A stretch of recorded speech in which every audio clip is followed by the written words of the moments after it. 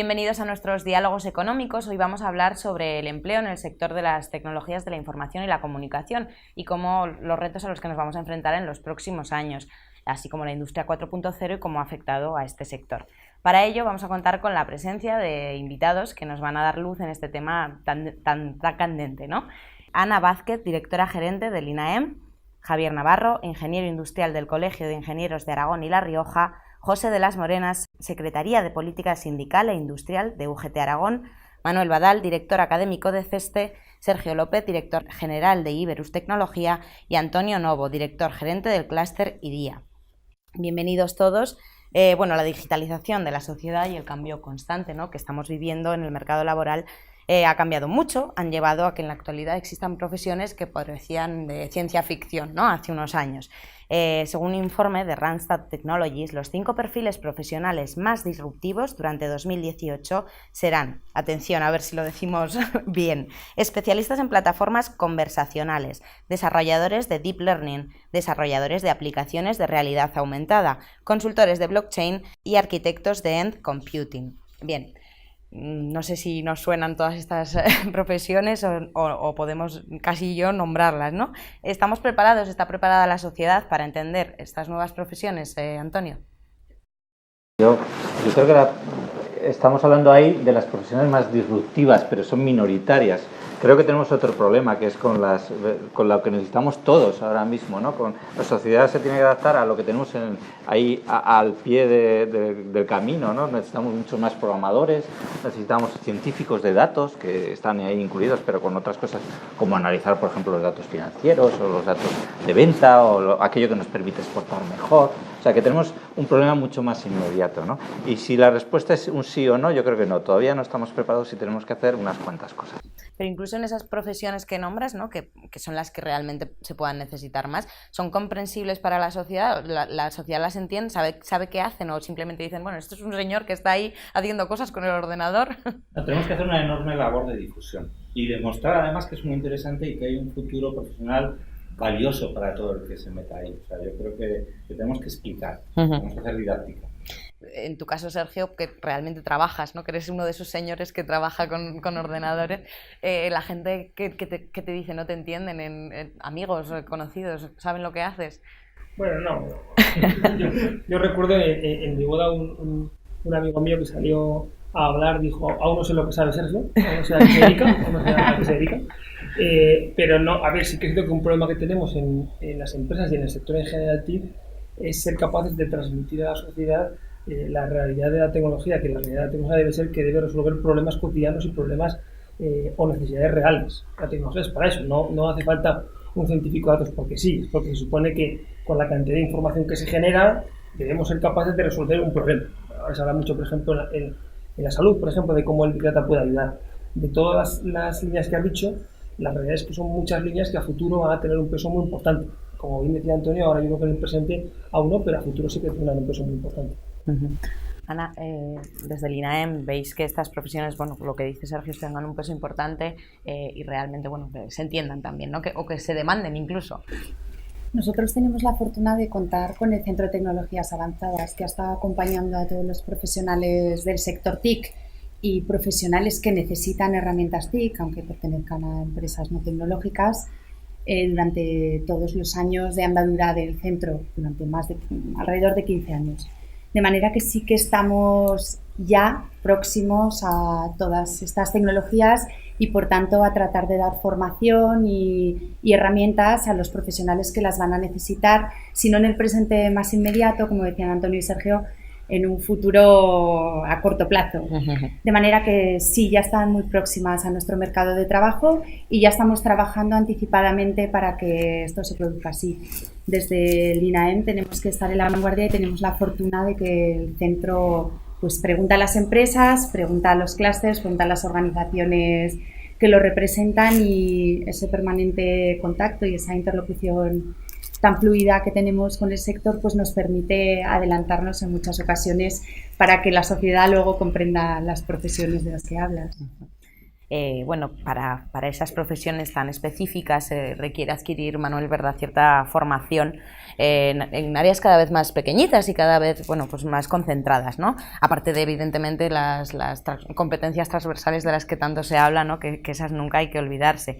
En ese sentido, tal vez no haya tanta formación, tanta demanda, ¿no?, de esa formación, y la oferta laboral actual de los perfiles especializados en el mundo digital no cubre, tristemente, según los últimos datos, la demanda por parte de las compañías. ¿Por qué pasa esto y por qué los estudiantes no se sienten atraídos por esta...? Esa es una buena pregunta que me hago. Te la haces. Tres hijos mayores y les pregunto cada uno, uno de 26 que estudió administración de empresas, finanzas, y que ahora dice, me acabo de estudiar tecnología, ¿verdad? ¿Qué puedo hacer de tecnología? Uno del medio que no es su área, y otro pequeño que dice, no, yo tengo muy claro que voy a estudiar informática. Eso me lleva un poco a una conclusión también que yo creo que hubo un tema que yo creo que mundialmente hizo mucho daño. Yo recuerdo haber estado en la India, me dijeran que los estudiantes de informática habían bajado a la mitad. La India, que era la factoría mundial de informáticos, ¿no? Entonces, yo creo que nos ha pillado todo. El problema es que esa burbuja hizo bastante daño y luego, pues ahora no hemos reaccionado a tiempo, no hay una sensibilización, Yo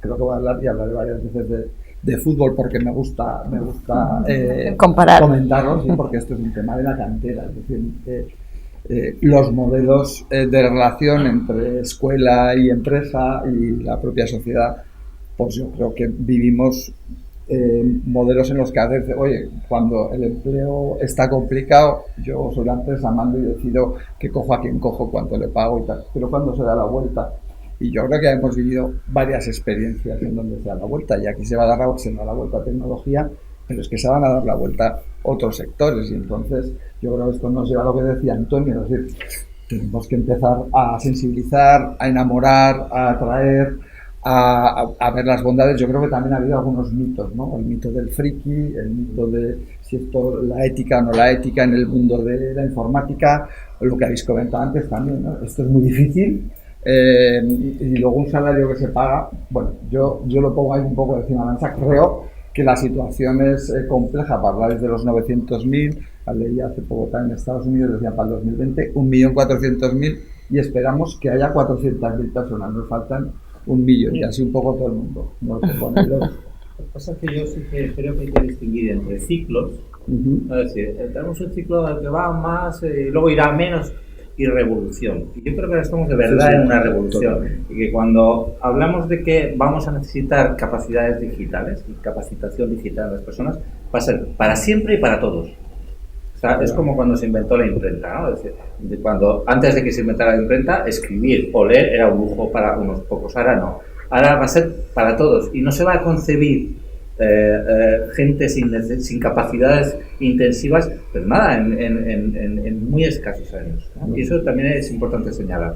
Yo en este campo creo que las revoluciones industriales en este país y en el conjunto de la Unión Europea han sido clave: la revolución industrial, la transformación al montaje en cadena, el fordismo, o la revolución agrícola. Teníamos un sector agrícola potencial que era principalmente manual, y una revolución en la adaptación de la maquinaria a ese sector. Eso es una revolución.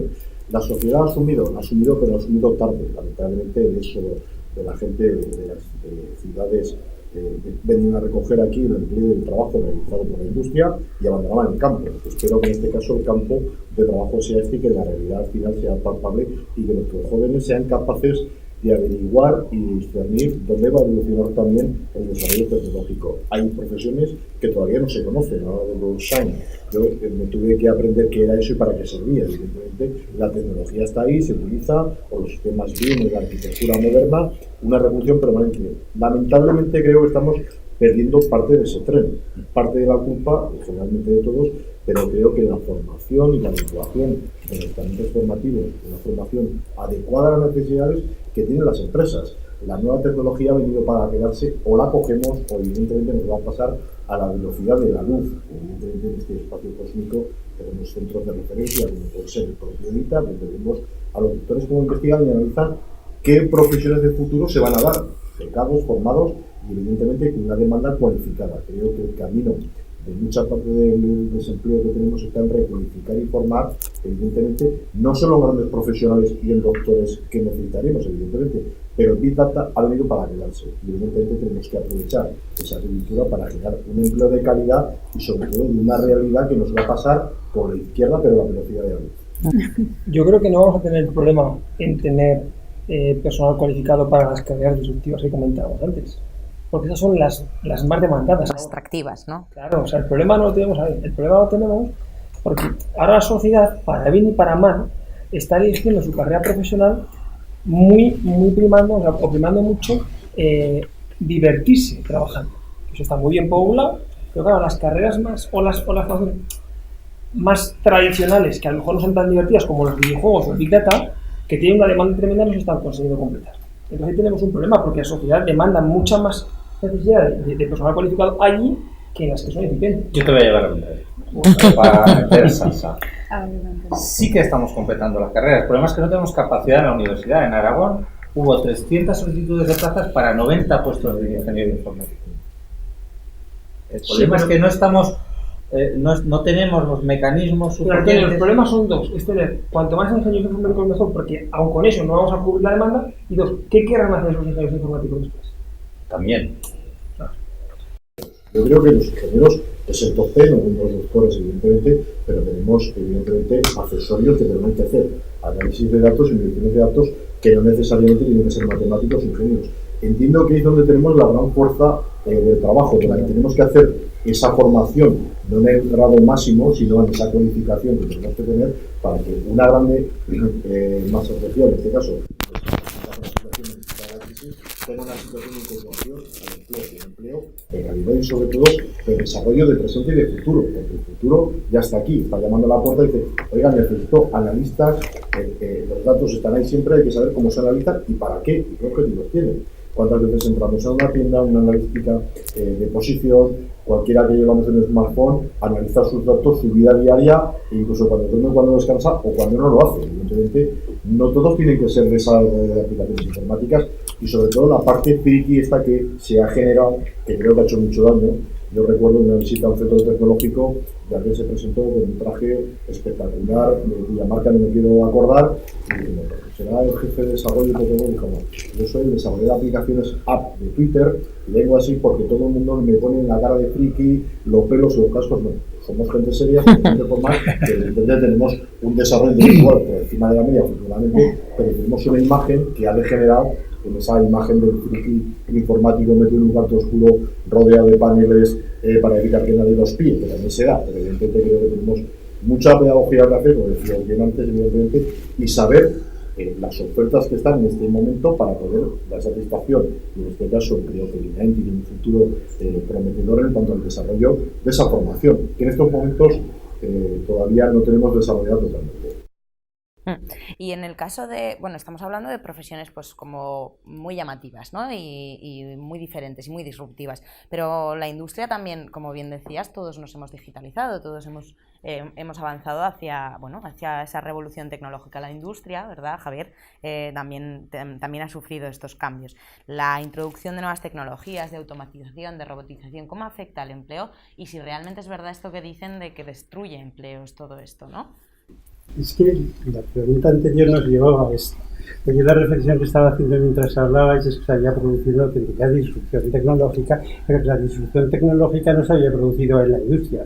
La disrupción se ha producido en el campo de las TIC. Y antes las TICs ayudaban al mundo de la empresa, a cualquier especialidad, o a la sociedad, o a la salud, o a la agricultura. Y ahora no, ahora lo que hacen es que determinan las maneras de trabajar. O sea, si tú verdaderamente quieres trabajar bien en cualquier campo y ser competitivo, tienes que aprovechar las posibilidades que te dan las TIC. Entonces, aprovechar las posibilidades que te dan las TIC son de dos maneras. O bien acudiendo a especialistas TIC, o bien incorporando a gente con habilidades TIC dentro de tus propias empresas. Y son necesarias las dos cosas. La industria 4.0, que es la cuarta revolución industrial, que es la que aprovecha de manera masiva las tecnologías de la información y la comunicación y determinadas especialidades dentro de su campo, y ya son una realidad. O sea, no cabe plantearse si podemos o no estar dentro de, si podemos asumir el reto de la industria 4.0. Ese camino ya está empezado y por esa senda hay que andar. Si yo fuera un trabajador de una empresa y viera que la empresa de al lado compran un robot, yo me pondría a temblar, porque casi seguro la empresa que cerrará es la que no compre el robot. Y lo que sí que está también muy claro es que cambian los perfiles profesionales, cambian las necesidades de la empresa, los conocimientos de los gerentes de las empresas se tienen que ampliar muchísimo, pero se amplían a la vez mercados, se amplían a la vez servicios, se personaliza muchísimo más la producción, o sea, que es que el campo de posibilidades que aparece es muchísimo más amplio. Mi opinión es que los que seamos capaces de asumir este reto y de hacerlo nuestro y progresar bien en él, vamos a tener mucho más empleo. Y el futuro de la industria va por ahí. En Europa se reconoce y los programas de apoyo a la industria, Europa nunca ha querido tener política industrial. Y para poder ser lo competitiva que se ha tenido que asumir que tenía que hacer política industrial. Porque estaba fuera del Tratado de la Unión, la industria, no quería, pero si con las TIC no le queda más remedio, es que tiene que estructurar todo de una manera diferente a como venía haciéndose. Conclusión, si queremos mantener el empleo, tenemos que ir hacia la industria 4.0, que no tiene que ser entrar en una industria todo blanco, apretar un botón y que todo funcione solo, al revés, es muchísimo más diverso. Y eso por una parte, mantenerlo necesariamente por esa vía, pero es que lo que va a suceder es lo contrario, es que se va a aumentar muchísimo más. José. Sufrirá las consecuencias, y cuando digo sufrir no va a ser en positivo, pero va a sufrir. La tecnología y la incorporación de la tecnología y la robotización en el 4.0 de la industria es una realidad en escenarios como el sector de la automoción o la aeronáutica, donde los estándares de calidad son elevados.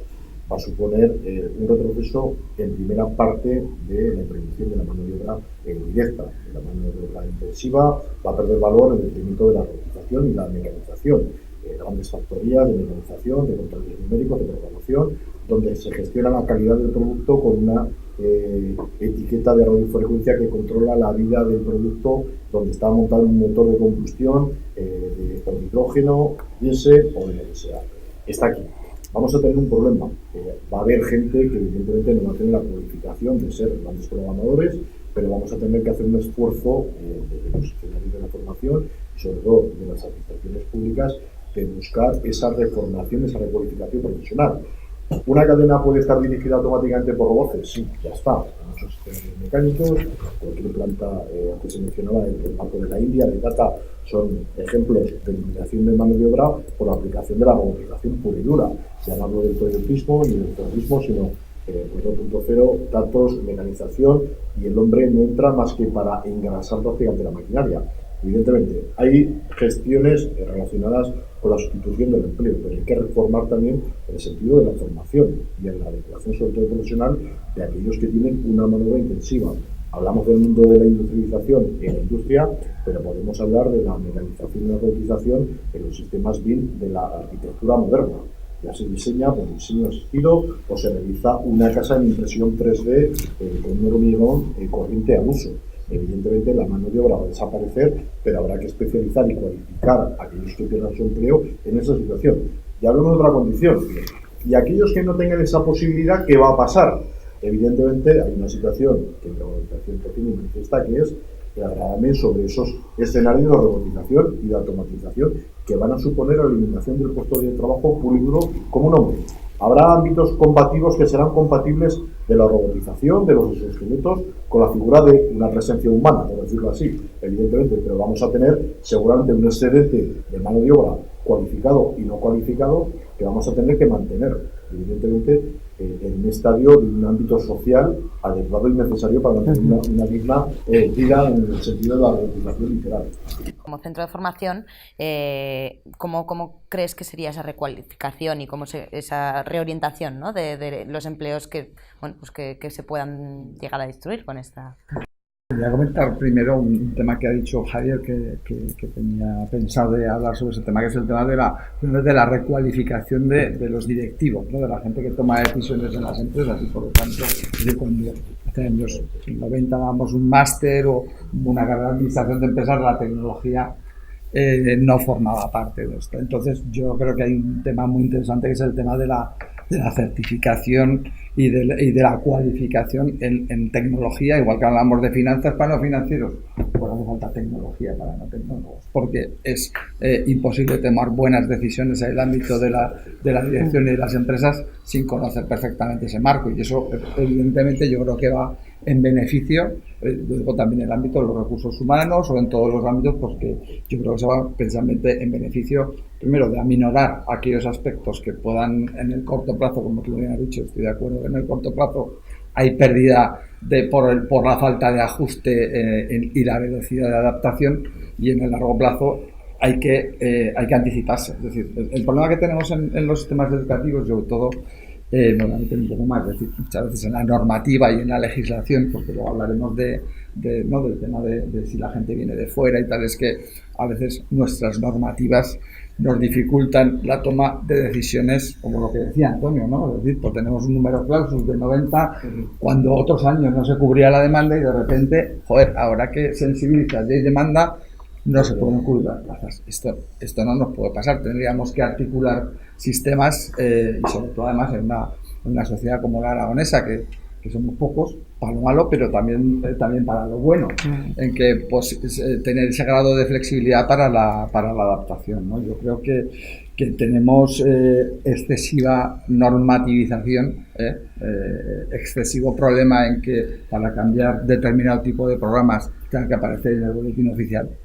Y yo creo que eso es un problema. Tenemos una ventaja en nuestra institución, que trabajamos con un sistema británico y las universidades tienen una mayor capacidad de toma de decisiones en eso, en la modificación, en la adaptación de los programas, y hasta incluso, como decís, en el hecho de que se pueda introducir incluso temporalmente aquello que es necesario en un momento puntual como parte de un currículum que responde a unos resultados de aprendizaje más amplios, que más me da en una asignatura, yo que sé, de programación orientada a objetos o de que sea de virtualización, dan una tecnología que otras, y de lo que se trata es de que el estudiante se adapte, ¿no? Entonces, bueno, yo creo que en la parte de la tecnología, yo no soy ingeniero y no soy experto especialmente en el tema de la industria 4.0, pero yo creo que en la capacitación de la gente que tiene que tomar las decisiones en las empresas, en las organizaciones, en el ámbito del sector público y en el ámbito político, yo creo que es fundamental esa formación. Pero hay un problema, ha dicho que la gran empresa ya tiene las decisiones tomadas, ya tiene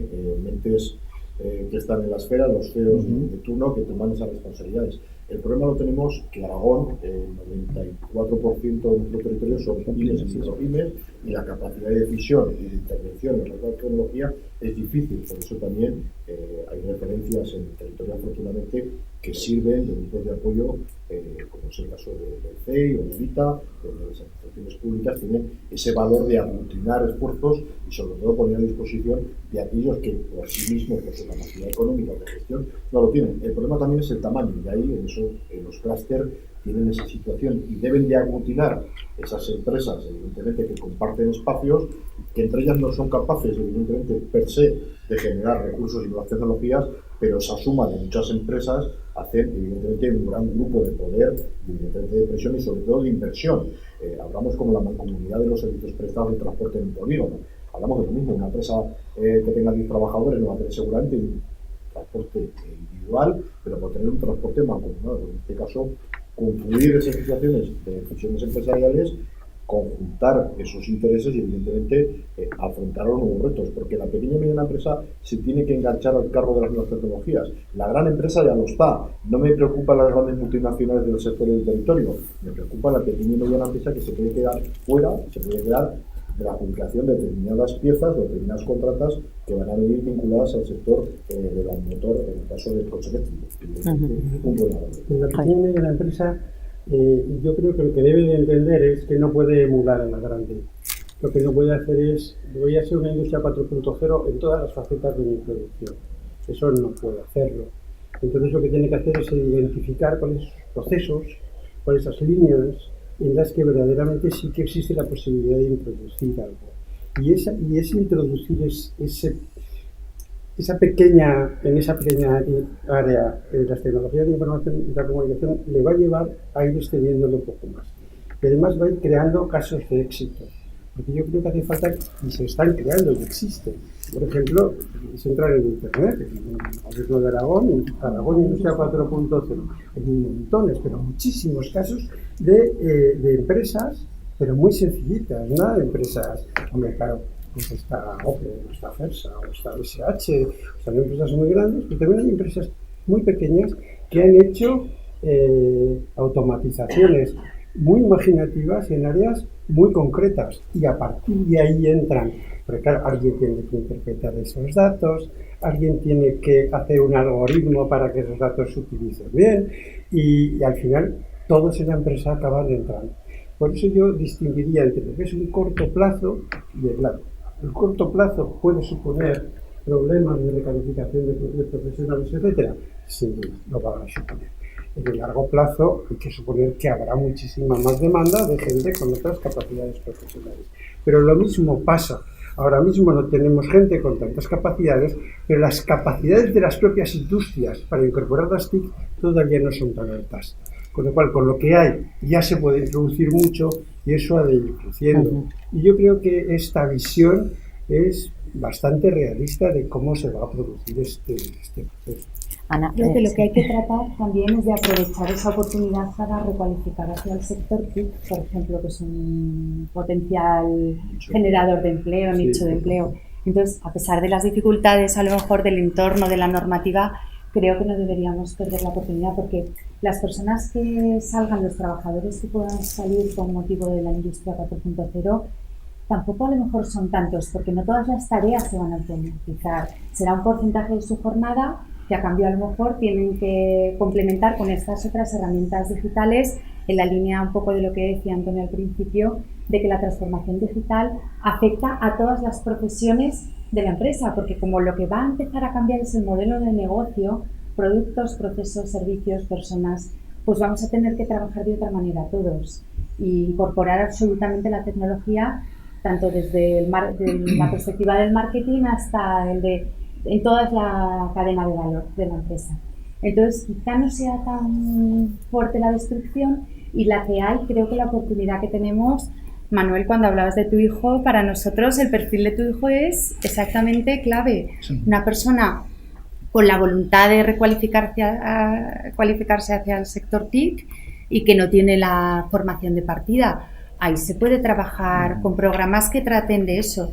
Yo creo que en el INAEM, junto con las empresas, se está tratando de hacer eso también, ¿verdad? De lo que pasa es que a una dimensión que no cubre todo el espectro. Ahí sí que es cierto que tenemos un problema en el reciclaje, porque el personal que hay que reciclar generalmente, es cierto que la tecnología destruye empleos, ¿verdad? Un empleo generalmente menos cualificado. Para crear un empleo mucho más cualificado. Esa es una parte buena, pero sí que es cierto que tiene una brecha importante. La brecha y el reciclaje de ese perfil es lo que hay que manejar. Y la realidad es que al mundo de la tecnología lo más complicado es precisamente el reciclaje de esos perfiles. Que las empresas hoy por hoy, yo hago la autocrítica en ese sentido, nos cuesta mucho apostar por... Claro, porque tú puedes especializar un perfil, pero parece que lo ha nombrado antes Manuel. Claro, si no tienes una base de programación orientada a objetos, es muy difícil ahora mismo en cualquier tecnología moderna dar formación a una persona, capacitar. Por eso. ¿Qué labor también, que hemos nombrado los clústeres, Antonio, qué labor tenemos desde allí? ¿Qué hacéis por toda esta recuperación o recualificación, ¿no? Muy buena, pero voy a perder mi oportunidad de venderme. Sí, o sea, yo quiero lanzar un mensaje que creo que es muy importante, y es que tenemos una enorme oportunidad en Aragón, por ubicación, por paz social, por entendimiento entre los agentes, que es muy importante. Tenemos no la oportunidad de crear unos pocos empresas o empleos, sino de liderar, de posicionarnos como un foco de conocimiento y de empleo de valor para Europa. Y las hay empresas que lo están haciendo ya. BSH, Opel, Schindler, Adidas están proveyendo, Alliance Healthcare, están proveyendo servicios globales. Iberus está generando un mercado enorme, ¿no? Quiero decir, mucho más allá de nuestras fronteras. Y NAEN está haciendo, yo creo que un excelente trabajo desde el CTA y como estructura. Y yo creo que estamos estableciendo, ahora mismo hay que decir, dentro del clúster, sí, ahora voy a vender, pero también con un montón de otros actores, estamos realizando un esfuerzo enorme desde hace, yo creo que un año, de movilización para hacer una reflexión sobre cómo hacer esto, cómo ser líderes en Aragón. Y yo creo que estamos todos implicados en ese aspecto.